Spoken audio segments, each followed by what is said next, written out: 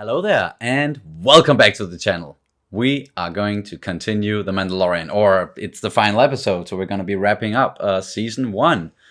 And the last one kind of ended on a cliffhanger, or a sad note, really, because our beloved Ognot Quill, it kind of looks like he has spoken his last words.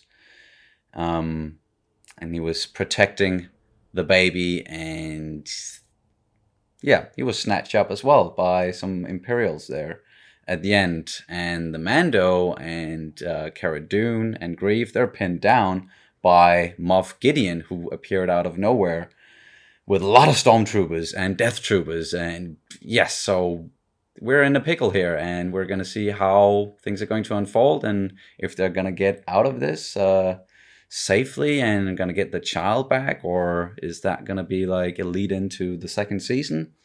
That's going to be really interesting.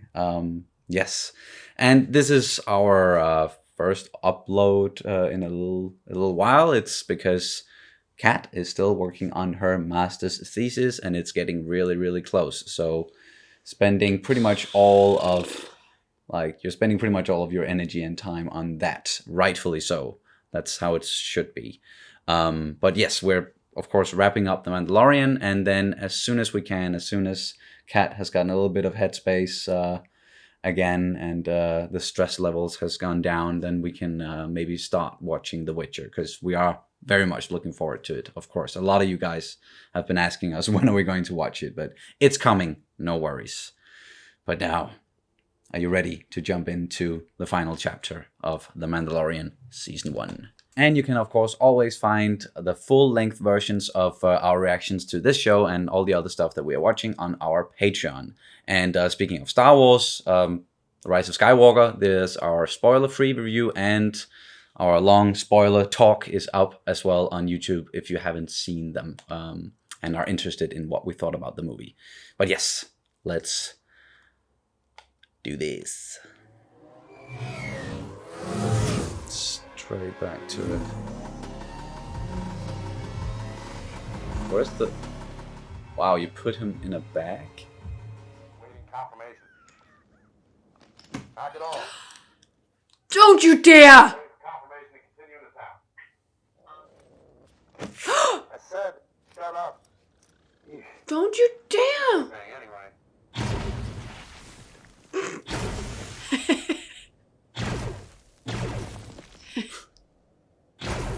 Wow. They are so bad. Guys can't hit for shit. I don't know, it's a pet or something. A pet? Don't- Ah! Serves you right. Oh, Identify yourself. I am IG-11. I am Fuck this child's nurse him. droid and require that you remand him to me immediately. Yes. Ah! yeah. Serves you right. Damn! Don't He took fuck them with baby. out. I'm sorry you had to see that. Oh, Aww. yeah. There we go, IG-11.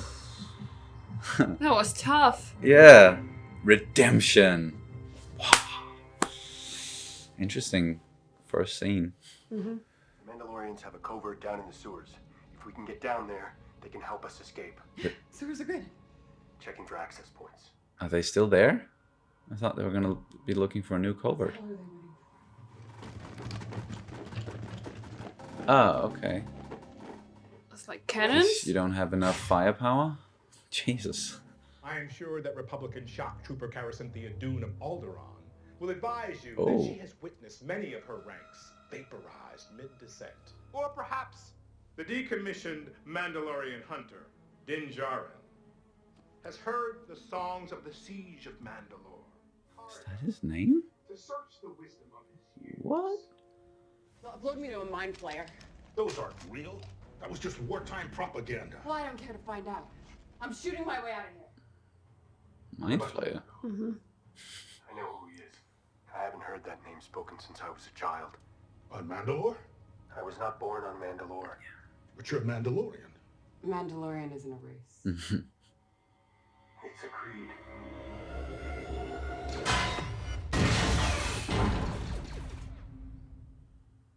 Mandalorians. Yeah. Yes.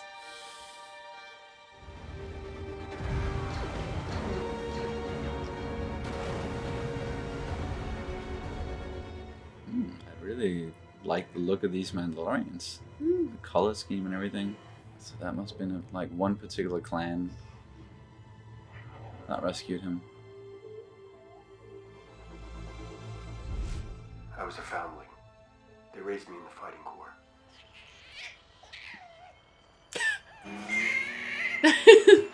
We'll have been terminated. What did you do? Oh, he's going straight. Is that a good idea? Oh yeah!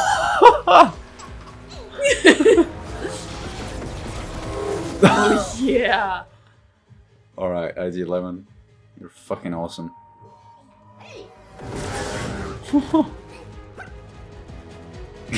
Take another shot. Why not? Oh shit! Are you sure that's a good idea? Oh, right. Fuck yes! Yeah. Oh shit! Fuck! Fuck! Oh yeah. Watch out! Forget Those guys can actually, you know, do stuff. Hit stuff. No! Come on! Come on! Come on! Help! Oh yeah. Yes! Yes! Whoa! No, no, no, no, no, no, no, no.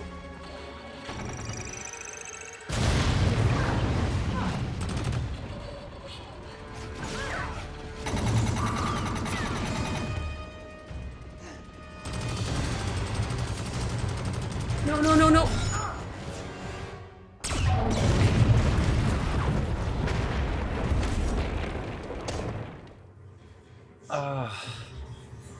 Fuck. Alright, get back inside. Burn them out. Okay, he's pissed now. Oh, I love IG units. I'm not gonna make it. Go. Shut up. I'm gonna need to take this thing off. No. When you get to the Mandalorian cohort, you show them that. Let me have a warrior's death. I won't leave you. This is the way. No. No?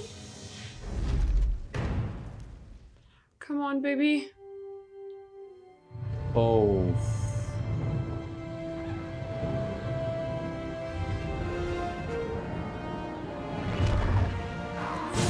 Whoa. Whoa. I need to remove your helmet if I am to save you. Please let him. Please let him. Please let him. Try it and I'll kill you. No living thing has seen me without my helmet since I'm a droid. swore to creed. I am not a living thing.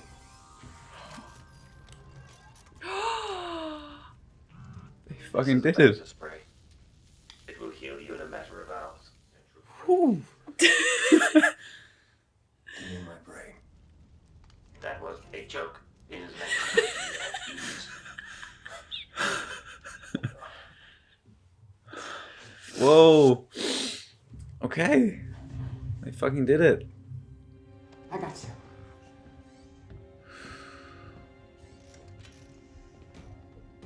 Okay, cool. So he was able to help him only because the others weren't in the room, so he could remove his helmet. That's some commitment there, Mando. Or Do you know which way to go? Din. No. I don't know these tunnels. I can stand. The Vector infusion is working. I'll try to find tracks. We're close. Well, he's a bounty hunter, so he can track people. Yeah. From here. Thank fuck for Bacta. That's really, Can I have some? yeah, helpful medication right there.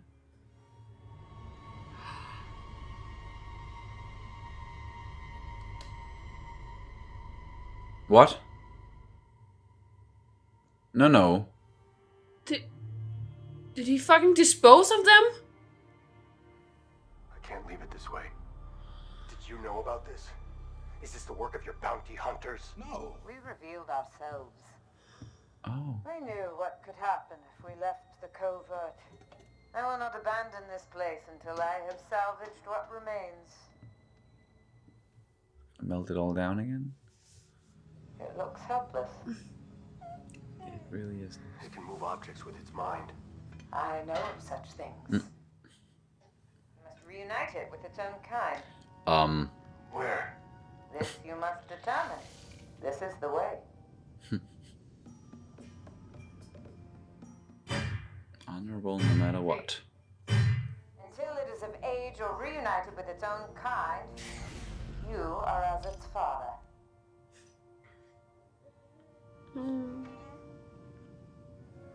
You have earned your signet. Oh, what's it gonna be?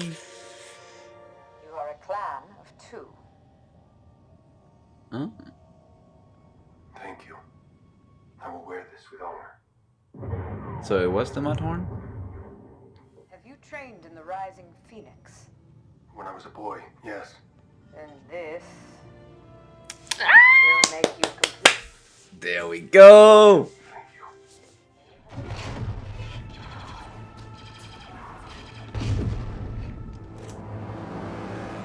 You are protected. More will come. You must go. Uh-oh. Oh no. Ooh.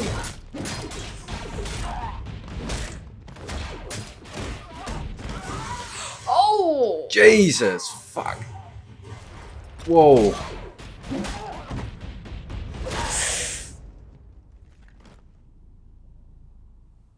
Oh, she gonna be okay?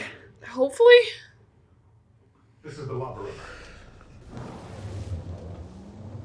Lava river. Oh, fuck. Good job. Ah. Just, Losing it. yeah, losing it a little bit. What's... Oh, hey. What the? Oh, hey, what the hell? Someone did something to that R2 unit. Oh, Alright. fall? Maybe? Yeah. Astromech. That's it. We're free. No. No, we're not. Stormtroopers. They're flanking the mouth of the tunnel. I said stop! Whoa. Okay. Still moving.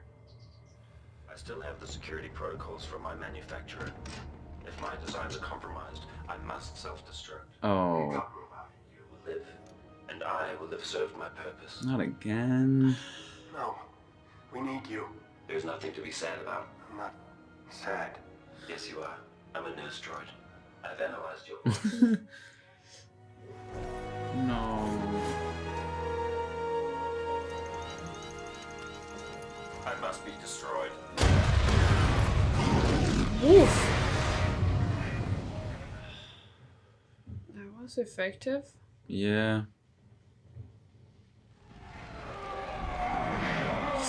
Oh no, are you kidding me? Hey, let's make the baby do the magic hand thing. Come on, baby. Do the magic hand thing. Yeah. Hello. Well, you do have a jetpack. Oh shh. Except, do you know how to... Can you... Whoa! Eesh, fuck, okay. Are you sure that was a...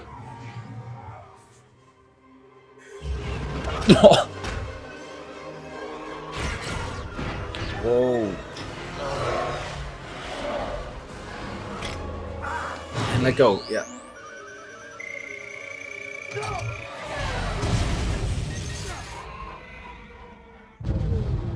He survived.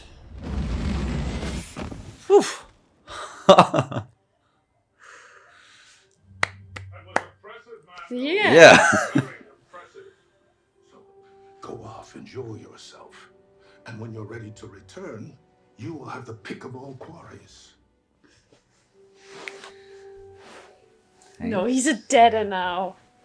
I'm afraid I have more pressing matters. Yes. Yes.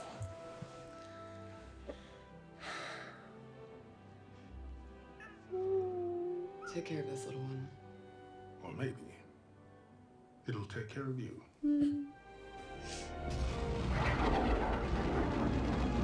Oh, that's a nice mirror image of like when he was a child.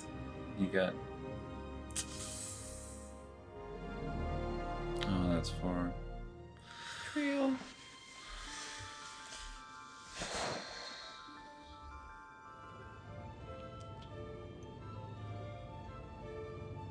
Why don't you hang on to that? And he's not dead. Of course not. What the? I think that's a Viper blade. Yeah. No! He fucking took the Darksaber.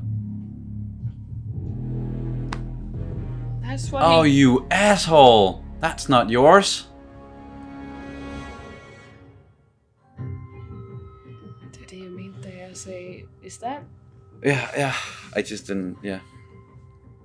I was thinking it like, oh, it looks like the Darksaber, but then I was like, nah. Why? It's Filoni. Why would he have the Darksaber? But then, of course, if he was in charge of the Purge or some of it, what happened there, he might have taken that for himself. But that means the last person who had it, as far as we know, that was Bo-Katan. Hope she's not dead. That was one hell of a good episode, and overall just one hell of a good first season, I think. I've just really enjoyed it. Pretty much all of it. And this one in particular was intense all the way through, even with that kind of cold open there with the two scout troopers talking back and forth. And I made a comment about one of them maybe being Sam Witwer, but that's probably because I want him to be involved in everything Star Wars because I really like the guy, and he usually is like he's doing additional voices and stuff for like video games and other stuff where he's playing stormtroopers. But it wasn't. It was Jason Sudeikis and what was the other guy? Adam Sully. Pally. Adam Pally. Yeah. Jason Sudeikis I've heard of before. I know Jason Sudeikis, of course. They were some real douchebags, those two, punching the baby and everything. One does not simply Baby Yoda. No. And they got punished for it as well, because IG-11 Serves showed them up. Right. And he beat the fucking living crap out of them. Whoa. They got what they deserved. And then IG-11 kind of did something I did not expect. He just... he grabbed the baby and then jumped on the speeder bike and he just rode into town, guns blazing, being like, okay, I guess I gotta rescue these other guys.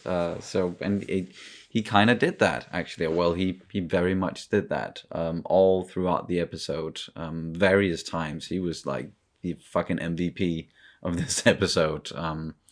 And rest in peace. We lost him again. Yeah. Oh, man. And he finally got to self-destruct. He finally did the self-destruct thing. And it was not a because they can't capture me deal, even though that was like his base programming or something. But it was because there's no scenario where the baby lives and I survive. That was what he said.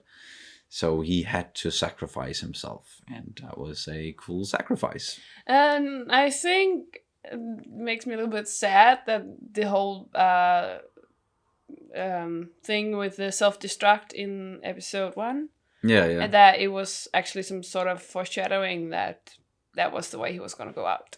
I was thinking that might be what, like, they might do that with the self-destruct thing, especially because we knew about it from the first episode, and they made kind of a point of telling us that this IG unit is capable of self-destruction, even though they used it in jokey way at first. So I was thinking that might be a possibility, but I was also very much holding out hope for IG-11 to survive and for this crew to stay together, because I like their dynamic, and I like them being together. I like when he has a crew and people he can trust, but then again, if he's to continue with his adventures and go on to unknown parts of the galaxy in search of the home world of the child and the species, which we know absolutely nothing about, then it might be more exciting for him to meet up with new characters and new people along the way. But I'm sure we will see them again. Grief and Kara. Yeah, I'm a little bit sad that they already wrote out IG-11, because I think he would have been very nice to have kept in the story. He's a very cool character. And of course, I love Taika Waititi, so... Yes. And just, okay, yeah, if we're speaking of like a character that was the MVP for this episode, the real life MVP for this episode is definitely Taika Waititi, because he directed the stuff and he played IG-11, so... Oh, yeah. But we know he's definitely capable of both, you know? Yes, he's such a talented guy. I love I really need to see his new Jojo Rabbit. I need to watch that movie. Yeah. And another scene with IG-11 and the Mandalorian, or Din. Din Djarin. Yeah, sorry, Din Djarin. He removed his helmet. We got to see his face. And that was possible because... he was not a living thing. Yes. So he kind of was able to bend the rules in a way there, where when Grief and Kara, they left, then he could actually be like, okay, you are allowed to remove my helmet so that you can give me some back-tan, you can heal me, and so that I can get out of here, because otherwise... he would have probably died there. But I think that he knew, IG-11 knew, and that's why he actually asked them to continue, because he knew then he could actually save him by removing his helmet, because he's not a living thing. I can imagine that. Yeah, that was... that was nice. That was some sort of awareness that I liked, but also found a little bit confusing, but yeah. Yeah. Or he might just have been like, I'm gonna do the last stand here with him, and then either way, it worked out, and we got to see Pedro Pascal, yay! And now he's definitely there in that scene. He was definitely in the suit, yeah. Even though he hasn't been much of the season, but I'm sure that'll change for season 2. And now that they have taken off the helmet once, I'm sure they're gonna do it again and more often, and we're gonna be seeing his face, because he is a very good actor, and even though he can do a lot with his voice and his movements, or the movements of whoever's wearing the suit, you still like, I can understand that they want him to be able to use like his entire, like his whole range of acting and his face and everything. Yeah. So yeah. And we actually got to know about he has an actual name. He's not just Mando. Yes. Of course. And we got a little bit about his background. We actually got the full flashback now. We got the full sequence. And we saw that. Well, I thought that was pretty obvious from the get-go, but we got it confirmed that it was the Mandos that actually saved him from this attack on his home planet.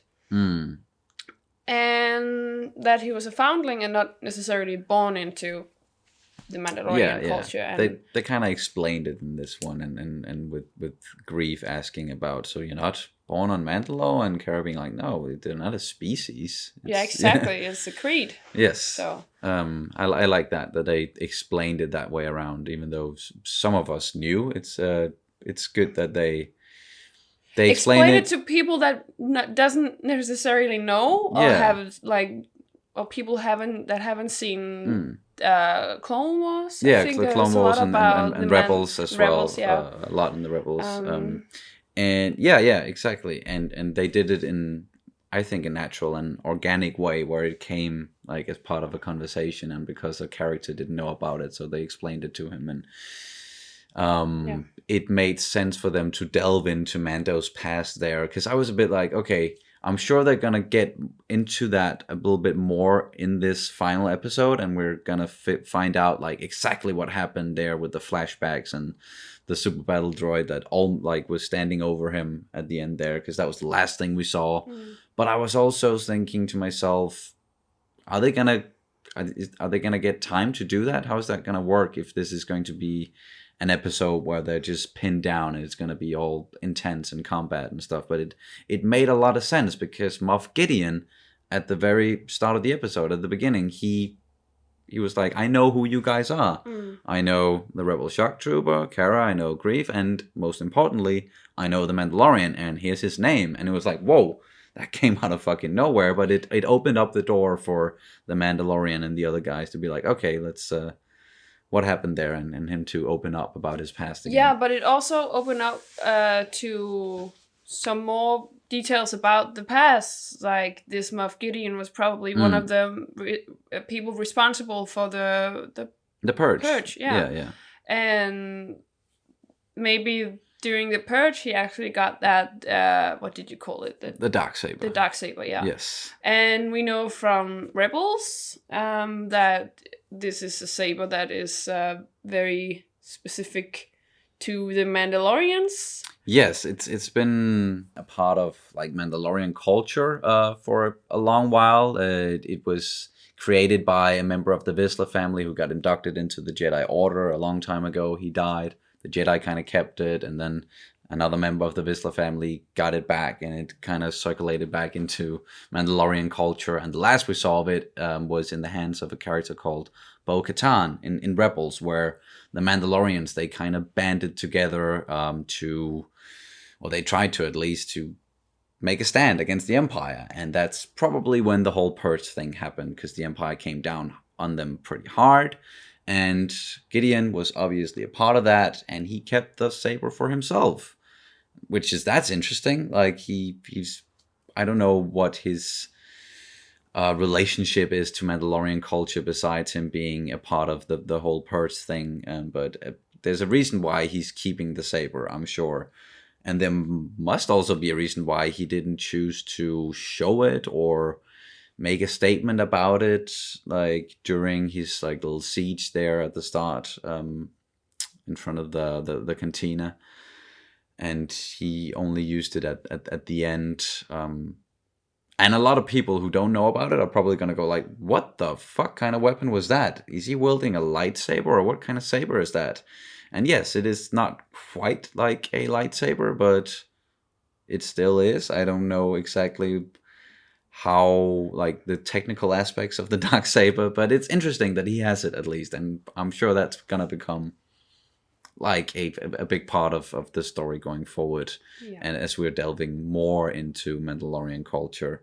Yeah. And I hope that we're gonna get to see the character Bo-Katan and some of the characters from Rebels and that whole thing in the coming seasons. Yeah, sorry.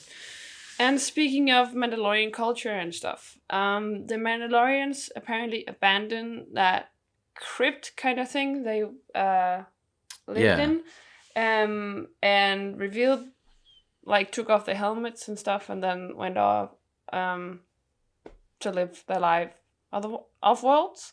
That was a little bit sad.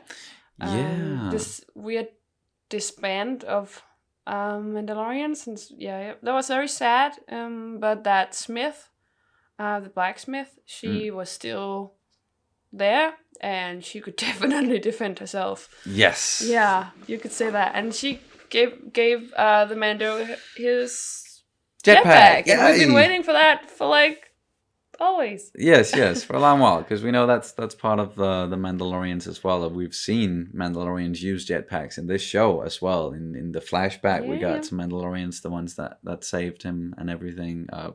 We mentioned, like, cool design. I really liked and those guys there. And the colors were of his very, like, dark silver. Gray silver. Yeah, with some kind of bluish tint to it, at least. Gold tint, yeah. Yeah. That was really cool, and everything with Mandalorian culture that we are diving into, I really like that. But yes, it was sad, and yeah, it's weird thinking about, because when we look back at chapter 3, that's when it happened, and he was leaving Navarro, and the Mandalorians, they helped him and everything, and this is the way, and we have to evacuate this covert and find a new place and everything. And I thought that was just what was gonna happen, that they just evacuated and they moved their covert to another planet or another place. But that's not really what happened. The real consequence of all that went down, that was a bit more dire and holy shit than I imagined. Yeah. With But yeah. I think she said she was gonna stay there until she's salvaged everything. So I do believe that she's gonna return at some point. Yes. And when she has salvaged everything, she might find some foundlings or whatever that she can bring the new Beskar armor to. Yes, Or yes. find All some excess. Mandalorians. Yeah. Yeah. It always goes to the foundlings, and if these Mandalorians are either dead or aren't coming back for the armor, then might as well, melt it down and give it to the foundlings. Yeah. This is the way. Yeah. And I'm glad. Oh, sorry. and she also handed him his signet, the family of 2, and that was the Mudhorn that he has finally earned his right to bear, I guess. Yeah. And I really hope it's not a foreshadowing. But I really like the symbolic value of the signet, because the Mudhorn died protecting its egg, like its child. Yeah. And that's the family of 2, and like how he's now the father of a kid. Yes, and traditions kind of demand it, and it's a part of, once again, this is the way. We do it with honor, and even though it might have ties to our enemies, these sorcerers, the Jedi, this is still the honorable thing to do. And you have to act as its father, as its caretaker, and bring it back or give it back to its family, its species, its planet. Once again, we have no idea how he's going to be able, because nobody knows about this species. Not even Yoda would say anything about it. So that's going to be real interesting. He has a very difficult task ahead of him now. Yeah, trying to locate this homeworld of these unknown creatures yeah. that we exactly.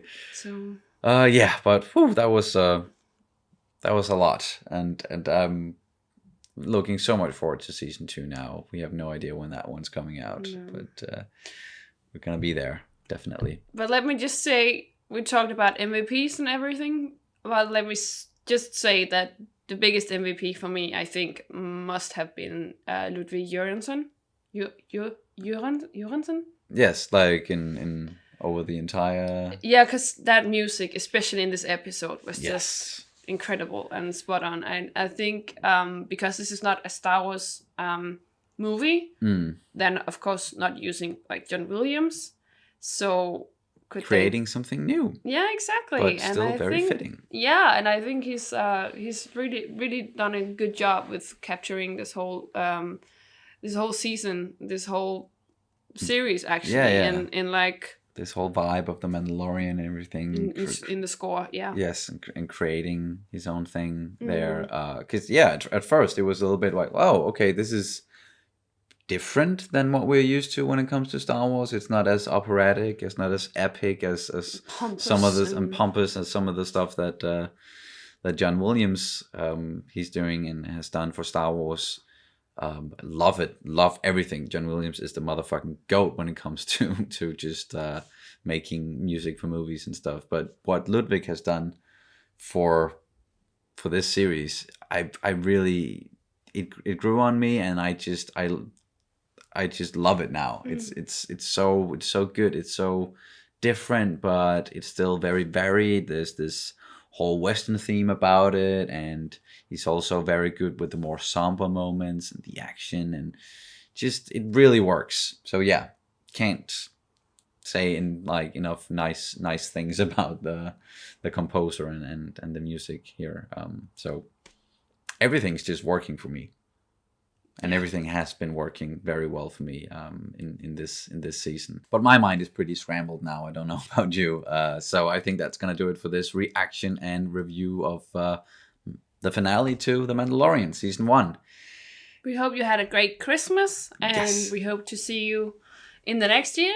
2019 has been very nice and exciting for us. Yes, we started this whole thing this year, and it's been some journey so far, and Yeah. we're looking forward to continuing it with you guys and getting into more amazing shows and stuff. A lot of stuff is coming down the line. Yes, and as I said up top, that we're gonna start The Witcher as soon as we can, as soon as there's room for it in our very busy schedule at the moment. And we're gonna be picking up The Expanse and Dark again. And to all you people asking about The Boys, yes, we're gonna be doing that as well as soon as we have space in our calendars, because there's a lot. But Yes. all in good time.